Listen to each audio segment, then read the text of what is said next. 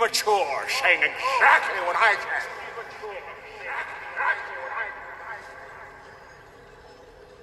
I'm an idiot! You're an idiot! All right, fine. I'm not talking to you anymore. In fact, I'm going to whisper, so that by the time my voice reverberates off the walls and gets back to me, I won't be able to hear it. You're an idiot! The last video I posted was the launching of the Echo experiment. Hence why there were so many threes built in to the matrix. So that way, for me, I do that. So that way I have an encryption and I know where I left things. So I know exactly what I said when I said it, what happened before and what happened after I said those things. But due to the encryption in which I build into the language in which I speak. So when we communicate with each other, I can better attune myself to the world, because the world is functioning on, again, many levels. So I thought that you guys would enjoy the last video where I talked about borders and areas and how hyperspace would include all of the borders that were created in the micro level. So it is the macro, right? The aggregated system, hyperspace, like hypertime is the aggregated system. Evidence being hypertime, compassion being hyperspace, pressure being hyperspace, or time would be temperature. In certain respects and certain principles in which we like to piece the world into, right? The scientific method, the mental method. We discussed the mental method. We discussed the spirit method and the magic of consciousness, magic of awareness, Mother Earth, with the Lash factor. In fact, let's go over those a little bit here. Maybe that'll be enjoyable for those who take notes, for those who have traveled on this journey and listen very carefully. Because the words, again, are short-term words, right? Things that are happening right now. Those have the highest emotional content built into it, by the way. When you look at the formula of when you're doing your remote viewing and you're picking up on something and you're receiving a aspect of reality and you're trying to define that aspect, if that aspect is very emotional in nature, you can assume, but not always, right? There are exceptions. Serendipity plays a role, does it not? But by defining that, if it has a high intensity of emotion, then you know it's probably closer to you in time, maybe now. If that intensity is spread out, it might happen within a year or two. There's still room for it to grow. It's like a plant. How big is the plant? What stage of its development is it in? This is how it works as well in hyperspace and hypertime. How you tell, how you can communicate. Everything's open source. There's no hiding in the hyper realms because it's the aggregate system. It is required to be woven together like a fabric. So that way on the other side of it, which is where we are now, it looks so beautiful and amazing and in harmony because accuracy is its abundance. That's what it gives back. So with the Trinity experiment, what that was designed to do was introduce you to the elements themselves. What you relate to and tasking them to perform. It is like the Father, the magic of the masculine active properties, like spirits themselves, encompassing a body, having a form, like Mercury. This is the alchemical sciences. Chemistry is its playground. And chemistry is how it draws its nutrition from the passive feminine side. So this is the reward in which it seeks with the Trinity experiment. Building things in threes gives it form, gives it layer, dimension. These are all the same words describing the same thing in a way. So the use of the elements, which is the soup in which we live in, is it not? We have gathered these amazing elements and created ourselves. Evidence. What do you see around you? Let's define that for a second. The plates in which you look at when you listen to my voice, and for those who look at the plates themselves, it's a form of meditation. It is a hyperdimensional space in which you can look into it. It can rise up towards you. It can move to a direction of your choosing. You can reach in, hold it, and move it around in space. When you look at the plate, it is almost like a one-dimensional form in reality, excuse me, just like your screen. However, the way it is built is with your mind, you can enter into it and create a shape. Look at the plate. And I've given you a way to have a relationship with that, which is the center of the plate itself. And that is soul, how you. That's not me, that's you. Your core.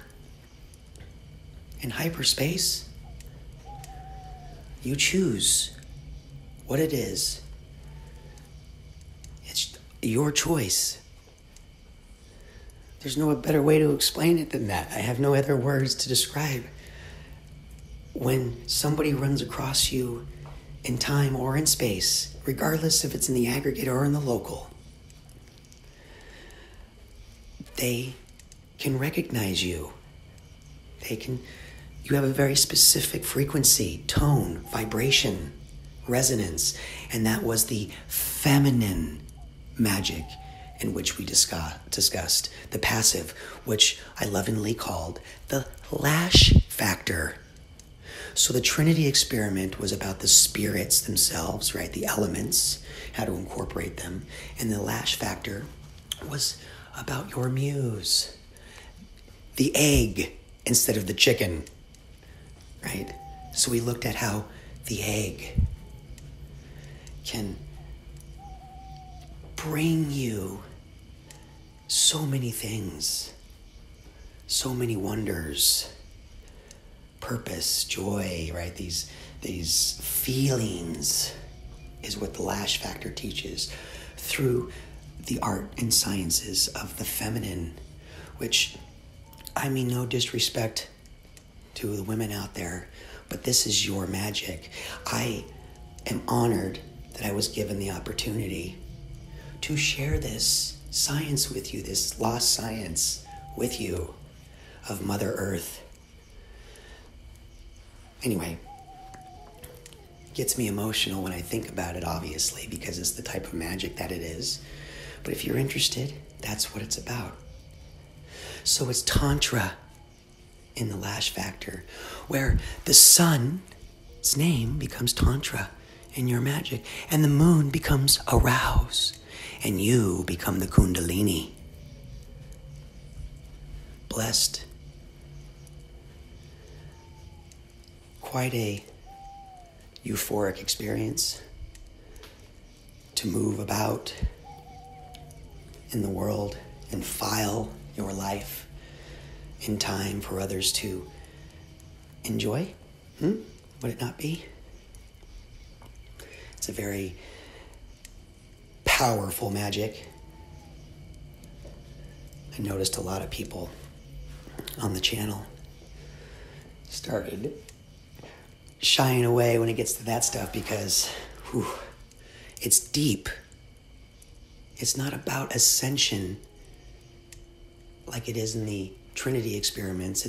It's about becoming dense, becoming deep. Meaning, right? Let me get back to the elements themselves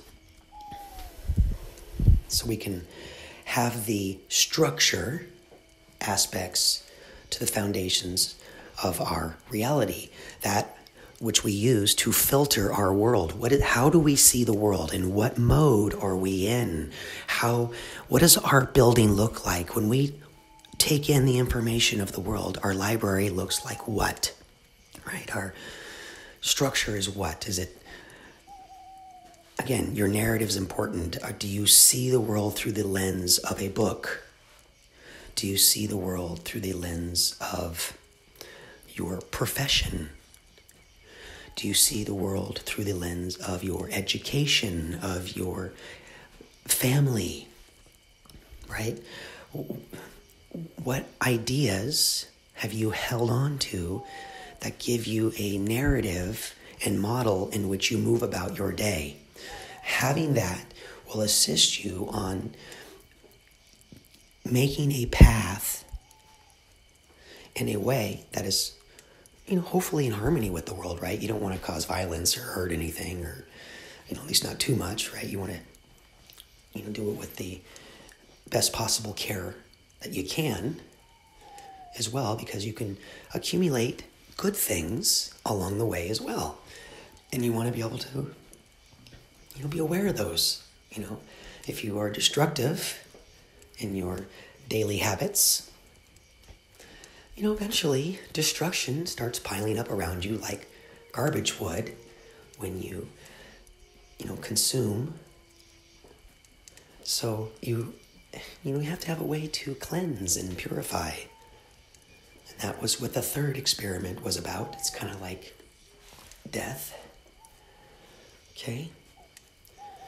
The third experiment was about purifying and cleaning. Finding, what is real treasure in your life? And the heart was, something that we reached for. And I feel it was very successful. I feel the Lash factor experiment was incredibly successful. In fact, of all three, that one was probably the most revealing, the most rewarding. It definitely was not shy in providing the answers. In fact, it was so clear that the effects of it, for me, are still felt today. And I haven't been posting very many videos lately because it's like bathing in its waters. I don't, what do you do at that point? That's, I guess, part of the reward for the practice. It's interesting, in these realms in hyperspace, there are others out here, so to speak. There's not very many. It is a abundance. It's almost like this. Okay, there's this show called Outlander, and they come to America and they're looking for their home, and they find it. But if you look, it's just a wilderness of abundance of so many things. It's like a jungle. There's life everywhere. And it's almost like that in these psychic realms that people call it, that people don't believe in.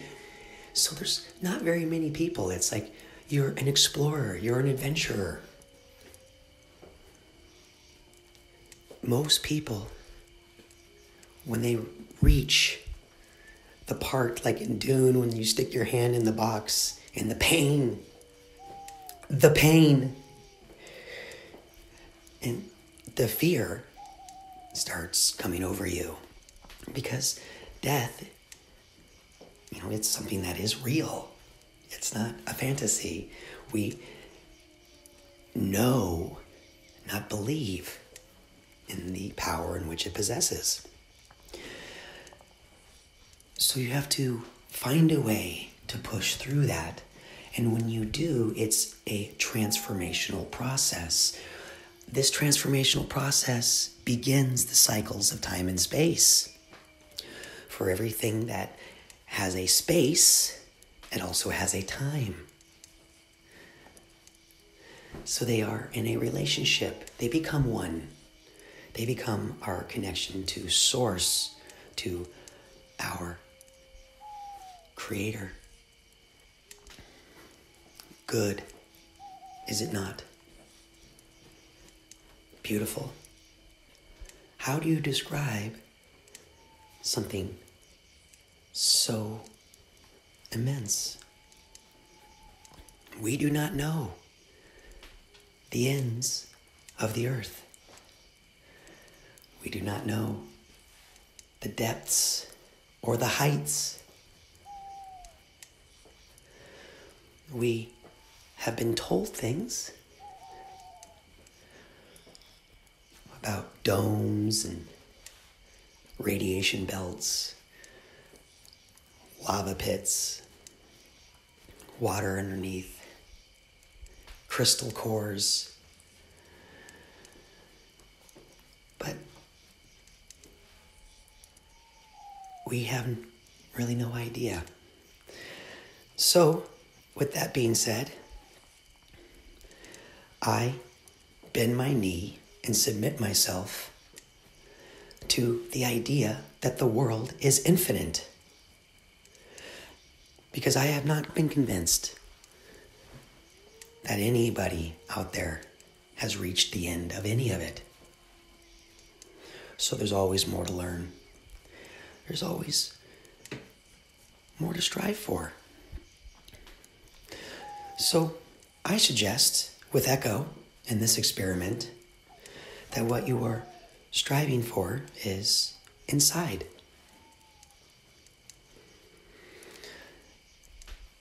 And it would surprise me if you took your journey inside, and yet you could not find the end of you either. Infinite.